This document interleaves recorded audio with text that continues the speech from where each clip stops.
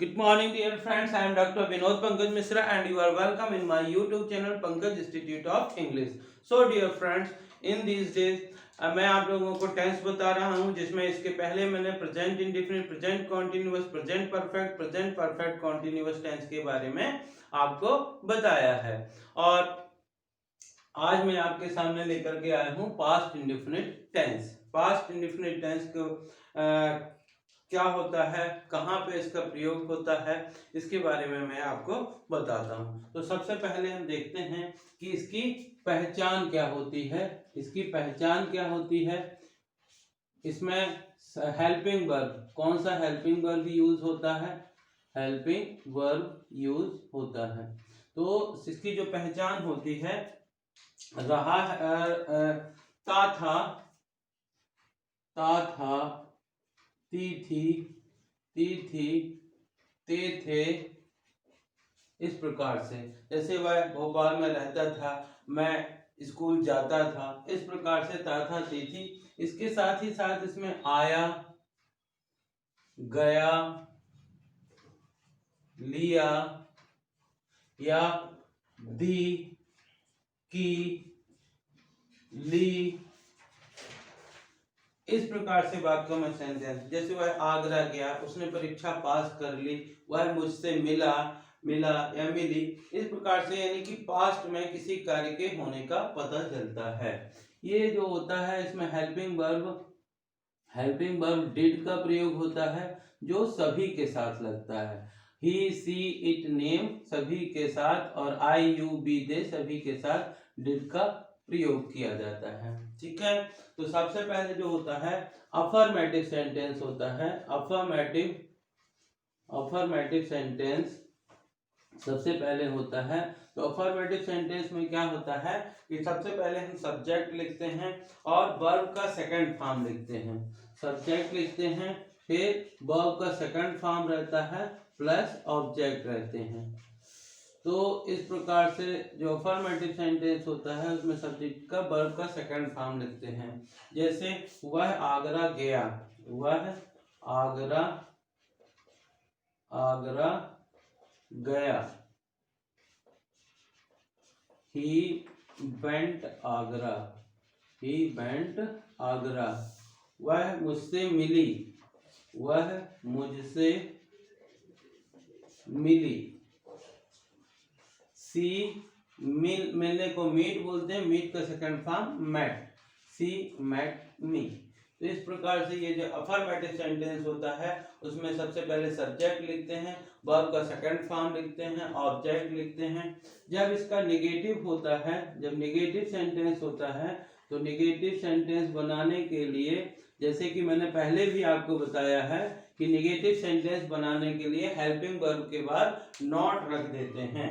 तो इसका जब नेगेटिव बनाएंगे तो वह आगरा नहीं गया, वह आगरा नहीं गया, वह आगरा नहीं गया। तो he did not go Agra, वह आगरा नहीं गया। वह मुझसे नहीं मिली, वह मुझसे नहीं मिली, तो हो जाएगा she did not meet me। जब इसका हम नेगेटिव बनाते हैं तो डिड नॉट लगाने के बाद जो वर्ब का सेकंड फॉर्म होता है उसको वर्ब के फर्स्ट फॉर्म में बदल देते हैं। इसी प्रकार जो थर्ड होता है वो होता है इंटेरोगेटिव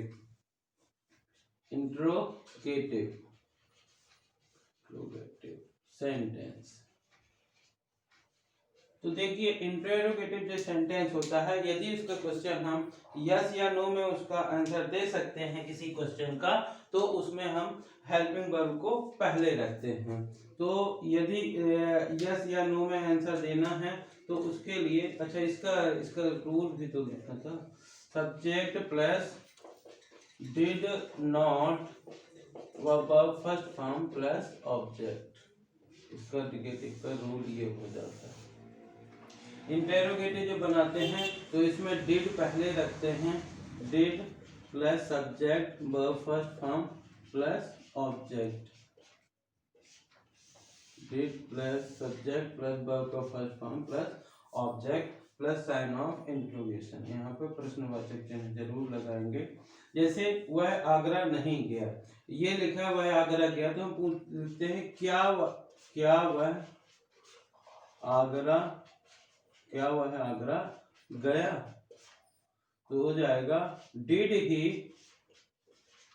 ही गो आगरा। क्या वह आपसे मिली, क्या वह आपसे मिली, क्या वह आपसे मिली, तो हो जाएगा did she meet you, did she meet you. यानी कि जब भी हम डिड का यूज करते हैं तो जो वर्ब का सेकंड फॉर्म होता है, इंटरोगेटिव सेंटेंस में भी वर्ब के सेकंड फॉर्म को वर्ब के फर्स्ट फॉर्म में चेंज कर देते हैं। तो इस प्रकार से, इसी प्रकार से WH वर्ड होते हैं जो प्रश्नवाचक, यदि प्रश्नवाचक शब्द वाक्य के बीच में है, यदि प्रश्नवाचक शब्द वाक्य के बीच में है तो हम WH वर्ड पहले रखते हैं। यदि प्रश्नवाचक शब्द वाक्य के बीच में है तो WH वर्ड पहले रखते हैं। कैसे रखते हैं, तो ये लिखा हुआ है, यदि प्रश्नवाचक शब्द वाक्य के बीच में हो तो WH वर्ड पहले रखते हैं। ये दूसरा स्ट्रक्चर होता है कि यदि प्रश्नवाचक शब्द वाक्य के बीच में हो, जैसे मैंने कहा कि वह कहाँ रहता था, वह कहाँ रहता था, वह कहाँ रहता था, तो अब इसमें जो कहाँ है वो पहले आगे बीच में आया, वाक्य के बीच में आया, इसलिए हम उसकी अंग्रेजी पहले रखेंगे। वेयर के बाद हेल्पिंग वर्ब रखेंगे, where did he live, where did he live, वह कहाँ रहता था। यानी कि जो ये है यहाँ पे WH वर्ड को भी पहले रखेंगे। यदि वह क्या करता था, व्हाट डिड ही डू, वह क्या करता था, what did he do, what did he do. जब हु होता है तो हु के साथ हम WH वर्ब का सेकंड फॉर्म रखते हैं। पर जैसे खिड़की किसने तोड़ी, खिड़की किसने तोड़ी, किसने तोड़ी, मान लीजिए ये है तो इसमें हो जाएगा who broke the window, who broke the window. इस प्रकार से हम इसको सीखेंगे। इसी में पास्ट इंडेफिनिट में ही रहता है, एक स्ट्रक्चर आता है, नया स्ट्रक्चर होता है, या दूसरा जो पहचान कह सकते हैं, ता तो था, ता तो था, या ती तो थी। जैसे आता तो था, आती तो थी। तो जो मैं इसके पहले मैंने आपको एक वीडियो लेक्चर में एम्फेटिक सेंटेंस बताया था, तो उसमें क्या रहता है कि सबसे पहले सब्जेक्ट लिखते हैं, सब्जेक्ट के बाद डिड लिख देते हैं, डिड के बाद वर्ब का फर्स्ट फॉर्म प्लस ऑब्जेक्ट। इनको जोरदार वाक्य भी कहा जाता है। इस प्रकार से, जैसे वह आता तो था, वह आता तो था, तो हो जाएगा ही डिड कम। इस प्रकार से इनको एम्फेटिक सेंटेंस कहा जाता है। तो एम्फेटिक सेंटेंस में भी हम एम्फेटिक सेंटेंस में भी हम डिड का यूज कर देते हैं, ही डिड कम।